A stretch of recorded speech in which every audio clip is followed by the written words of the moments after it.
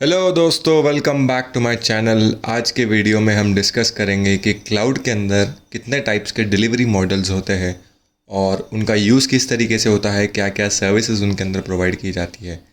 और इसमें मैं आपको और एक टॉपिक कवर करने की कोशिश करूँगा जो ट्रेडिशनल ऑन प्रेमाइस का होता है। ये आपके इंफॉर्मेशन के लिए बहुत ही अच्छा रहेगा। हालांकि ये क्लाउड का पार्ट नहीं है, लेकिन फिर भी आपको पता रहना चाहिए, क्योंकि जो नॉन टेक्निकल बैकग्राउंड से लोग ये क्लाउड सीख रहे हैं या फिर जो फ्रेशर्स है जिनको आईटी के बारे में एक्सपीरियंस नहीं है, तो जो क्लाउड स्टार्ट करते हैं इनिशियली, जिसको आईटी के बारे में एग्जैक्टली कुछ नॉलेज नहीं होता है लेकिन वो सीखना चाहते हैं, तो उनके लिए ऑन प्रेमाइसेस की इन्फॉर्मेशन रखना भी बहुत ज़रूरी है। क्योंकि मैंने भी जब क्लाउड सीखना स्टार्ट किया था तब ऑन प्रेमाइस पे मैंने ऑलरेडी काम नहीं किया था, तो थोड़ी बहुत दिक्कत तो मुझे भी हो रही थी कि ऑन प्रेमाइसेस होता क्या है, किस तरीके से वो मैनेज होता है या किस तरीके से फंक्शन करता है। तो क्लाउड सीखने के साथ साथ ऑन प्रेमाइसेस की भी थोड़ी बहुत इन्फॉर्मेशन हमें रखना या रहना बहुत ज़रूरी है। क्योंकि जब हम प्रोडक्शन एनवायरनमेंट में काम करने के लिए जाएंगे तब ऑन प्रेमाइसेस के साथ बहुत सारे सिनेरियोज ऐसे आते हैं कि क्लाउड का जो कनेक्टिविटी है वो ऑन प्रेमाइसेस के साथ भी होता है। इसका रीज़न ये है कि जो क्लाउड का कंसेप्ट है वो कुछ साल पहले ही आया है, लेकिन ऑन प्रेमाइसेस क्लाउड के पहले से चल रहा था। तो बहुत से कंपनीज़ ने इंफ्रास्ट्रक्चर था अपना, वो ऑन प्रेमाइसेस पे ही सेटअप किया था। और ऑन प्रेमाइसेस पे उनके ऑलरेडी एप्लीकेशंस या डेटाबेस रन कर रहे थे। तो सब कंपनीज़ के लिए सारा जो डेटा है या सारा जो एप्लीकेशन है वो इकट्ठा पूरा क्लाउड पे माइग्रेट करना पॉसिबल नहीं है, कुछ कंपैटिबिलिटी रीजंस की वजह से, या मान लीजिए कि बहुत सारी कंपनीज़ को चाहिए कि उन्होंने कुछ लेगेसी एप्लीकेशन बनाया है जो मूव नहीं हो सकते हैं क्लाउड पे, तो वो लोग अभी भी ऑन प्रेमाइस पे कुछ एप्लीकेशंस रखते हैं और बाकी के जो नए सर्विसेज है या नए एप्लीकेशंस है वो क्लाउड पे डिप्लॉय करते हैं। और उन दोनों के बीच में कनेक्टिविटी इस्टेब्लिश करके दोनों एप्लीकेशंस को एक्सेसिबल रखते हैं, क्लाउड से ऑन प्रेमाइस या ऑन प्रेमाइस से क्लाउड। तो इसलिए आपको ये इन्फॉर्मेशन रहना भी बहुत ज़रूरी है। तो टॉपिक पे वापस आते हैं, मैं आपको बताता हूँ कि ऑन प्रेमाइस का पहले किस तरीके से फंक्शन होता था और उसके बाद क्लाउड के डिलीवरी मॉडल्स भी मैं आपको बताता हूँ। तो ऑन प्रेमाइस का फंक्शन कुछ इस तरीके से है कि पहले ऐसा होता था कि जो भी कंपनीज हैं उनको पूरा खुद का इंफ्रास्ट्रक्चर बिल्ड करना पड़ता था। इंफ्रास्ट्रक्चर इन द सेंस उनको हार्डवेयर से लेकर सॉफ्टवेयर हर एक चीज़ खुद की ही मैनेज करनी पड़ती थी। अभी मैं आपको इसके एग्जांपल के तौर पे बताऊँ तो एग्जांपल ले लीजिए कि आपको एक स्कूल बनाना है। वो स्कूल बनाने के लिए आपको क्या क्या चीज़ों की रिक्वायरमेंट रहेगी वो हम डिस्कस करते हैं।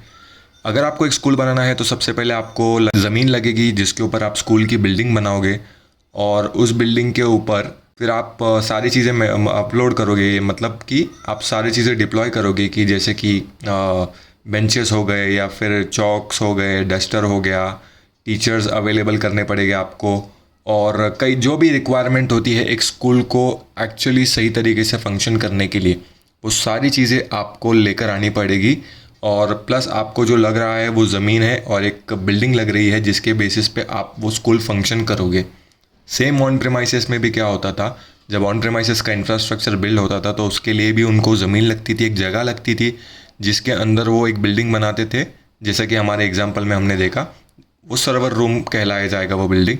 और उस सर्वर रूम के अंदर जितने भी रिसोर्सेज होते थे नेटवर्क को लेके, अगर हम मान ले तो राउटर, स्विचेस, वायर्स, ये सारी चीज़ें, स्टोरेज को लेके हम हार्ड डिस्क कंसिडर कर सकते हैं। और सर्वर के रिलेटेड जितने भी हार्डवेयर्स हमें रिक्वायर्ड होते थे वो सारे हमें ला के मेंटेन करने पड़ते थे, मैनेज करने पड़ते थे और उसको इस्टेब्लिश करना पड़ता था। तो इस एग्ज़ाम्पल के तौर पे हम समझ लेंगे कि ये हमारा एक स्कूल है जिसके अंदर हमने ये बिल्डिंग स्टार्ट की है, बिल्डिंग खड़ी की है, और उसके अंदर जितने भी लगने वाली चीज़ें हैं जैसे कि टीचर्स हो गए, डस्टर हो गया, चौक हो गया, बोर्ड हो गए, ये सारी चीज़ें हमें खुद ही ला के खुद ही मैनेज करनी पड़ेगी। और इसमें अगर ये बिल्डिंग के रिलेटेड या ज़मीन के रिलेटेड या बेंचेस ख़राब होते हैं या चौक डस्टर कुछ भी ख़राब होता है तो उसका रिप्लेसमेंट भी हमें खुद ही करना पड़ता है, खुद ही मैनेज करना पड़ता है। और जो भी मेंटेनेंस एंड मैनेजमेंट रहता है उसकी होल एंड सोल रिस्पॉन्सिबिलिटी हमारी ही रहेगी। जैसे कि आप यहाँ पे देख रहे हैं यूज़र मैनेज लिखा हुआ है, मतलब हमने इंफ्रास्ट्रक्चर बिल्ड किया, उसको मैनेज और मेंटेन भी हम ही करेंगे।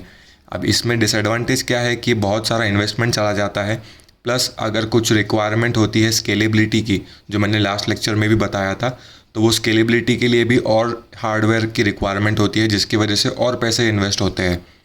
अभी इसका जो प्रॉब्लम सॉल्विंग कंसेप्ट है वो हमारा क्लाउड के ऊपर है। क्लाउड का जो पहला कंसेप्ट है वो है infrastructure as a service, IaaS भी जिसको शॉर्ट फॉर्म में कहा जाता है। अभी एग्जांपल के तौर पे मान लीजिए कि अगर आपको स्कूल बनानी है और उसके अंदर आप चाहते हो कि स्कूल के अंदर कुछ बच्चे पढ़े, तो मान लीजिए कि क्लाउड आपको एक स्कूल बना के दे रहा है, जिसके अंदर वो आपको एक स्कूल का ज़मीन देगा और स्कूल के अंदर एक बिल्डिंग बना के देगा।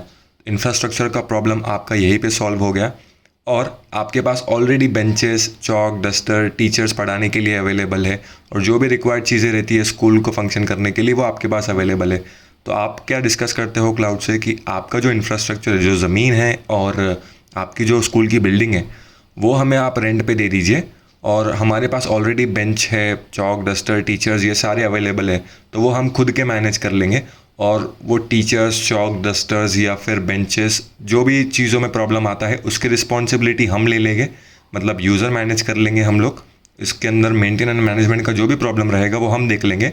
लेकिन अगर वो ज़मीन को लेके या फिर बिल्डिंग को लेके कुछ भी मरम्मत की सिचुएशन आती है या फिर मैनेजमेंट या मेंटेनेंस का प्रॉब्लम आता है, तो उसकी रिस्पॉन्सिबिलिटी आप ले लीजिए।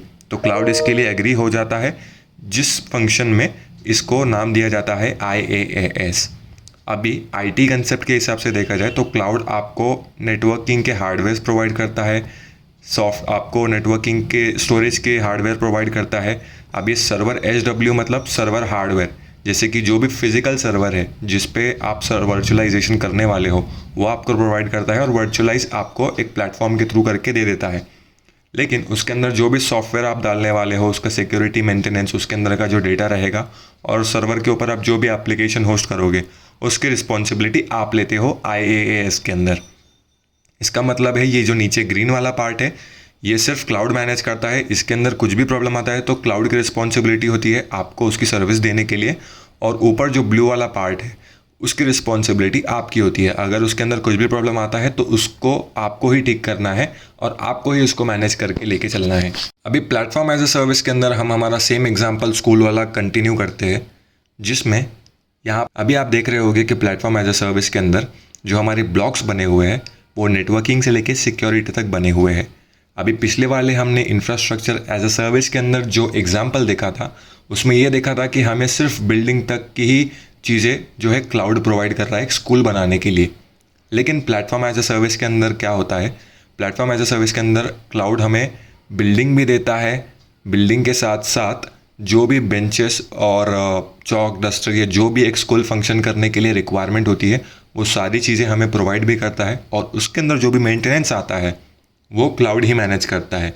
और हमें क्या करना है, हमें सिर्फ हमारे टीचर्स लेके आने हैं और उन टीचर्स को बोलना है कि ये बिल्डिंग है और ये स्कूल है, ये सारा इक्विपमेंट्स है, इसके अंदर आप जाओ और बच्चों को पढ़ाओ।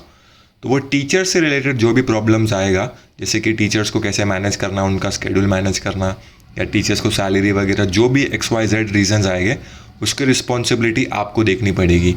मतलब क्या हुआ इसमें कि टीचर्स छोड़ के जितनी भी रिस्पॉन्सिबिलिटीज़ है वो सारा क्लाउड आपको रेंट पे प्रोवाइड कर रहा है और सिर्फ आपकी जिम्मेदारी ये है कि आप टीचर्स लाए उस स्कूल के अंदर और बच्चों को पढ़ाएं। तो इसको प्लेटफॉर्म एज अ सर्विस के नाम से दिया जाता है। अभी IT टर्म्स के अंदर हम देखें तो हमको एक एप्लीकेशन, अगर हमारे पास सॉफ्टवेयर डेवलपर की टीम है जिसने एक एप्लीकेशन बनाया है तो वो एप्लीकेशन सिर्फ हम बनाएंगे और उस एप्लीकेशन के अंदर जो भी प्रॉब्लम आएगा वो हमारी सॉफ्टवेयर डेवलपर की जो टीम है जिसने वो एप्लीकेशन बनाया है कोडिंग के थ्रू, उसकी रिस्पॉन्सिबिलिटी रहेगी अगर आगे जाके कुछ भी प्रॉब्लम आता है उस एप्लीकेशन के अंदर। रेस्ट ऑफ द थिंग्स जो भी रिक्वायर्ड होता है सॉफ्टवेयर से रिलेटेड, वर्चुअलाइजेशन से रिलेटेड, स्टोरेज से रिलेटेड, नेटवर्किंग से रिलेटेड, ये सारी चीज़ों की जिम्मेदारी होती है क्लाउड सर्विस प्रोवाइडर्स की, मतलब माइक्रोसॉफ्ट अजोर की। इसके अंदर कुछ भी प्रॉब्लम आएगा तो हम अजोर को पकड़ सकते हैं और उसको कह सकते हैं कि आपकी जो सर्विस हम यूज़ कर रहे हैं, जिसके लिए हम आपको पे कर रहे हैं, उसके अंदर जो भी XYZ प्रॉब्लम आ रहा है हम उनको बताएंगे वो चीज़ें और वो हमें उस चीज़ों का सोल्यूशन प्रोवाइड करेंगे। अभी थर्ड वाला जो एग्जांपल है सॉफ्टवेयर एज अ सर्विस, ये सबसे सिंपल एग्जांपल है। इसका मैं आपको एग्जांपल बता दूं तो अगर आप Microsoft Outlook, Microsoft Teams, Microsoft Excel, Word, ये सारी चीज़ें अगर यूज़ कर रहे हैं तो ये एग्जांपल है सॉफ्टवेयर एज अ सर्विस के। इसको हम अगर हमारे स्कूल वाले एग्जांपल के नज़रिए से देखें तो इसके अंदर हमें क्लाउड प्रोवाइड कर रहा है सारी चीज़ें। एक ज़मीन भी प्रोवाइड कर रहा है, बिल्डिंग भी प्रोवाइड कर रहा है, बेंचेस, चॉक्स, डस्टर, और साथ ही साथ हमें टीचर भी वो प्रोवाइड कर दे रहा है इस सिनेरियो के अंदर। मतलब क्या हुआ कि हम सिर्फ स्कूल चलाने के लिए ले लेंगे और जितना उनका कॉस्टिंग रहेगा उतना उनको पे कर देंगे अजोर क्लाउड को, और हमारी स्कूल डेली जैसी फंक्शन कर रही थी वैसी फंक्शन करेगी।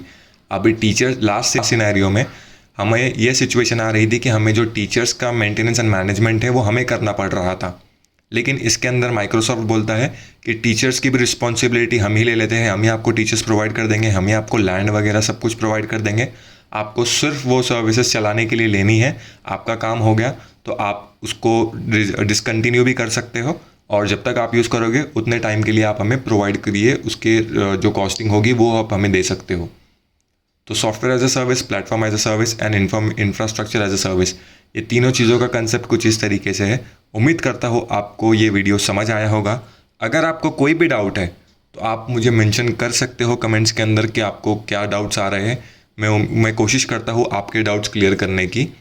और ये बात ध्यान में रख के चलिए कि इनिशियली अगर आपको नॉन टेक्निकल बैकग्राउंड है या आप क्लाउड सीख रहे हो नया नया, कुछ चैलेंजेस आएंगे आपको सीखने के लिए, लेकिन अगर आप उसका रिवीजन प्रॉपर करोगे और चीज़ों को सही तरीके से समझोगे तो आपको समझने में कोई दिक्कत नहीं होगी और आपके लिए सारे कंसेप्ट बहुत ही ईजी हो जाएंगे। तो मिलते हैं अगले वीडियो में। Thank you very much.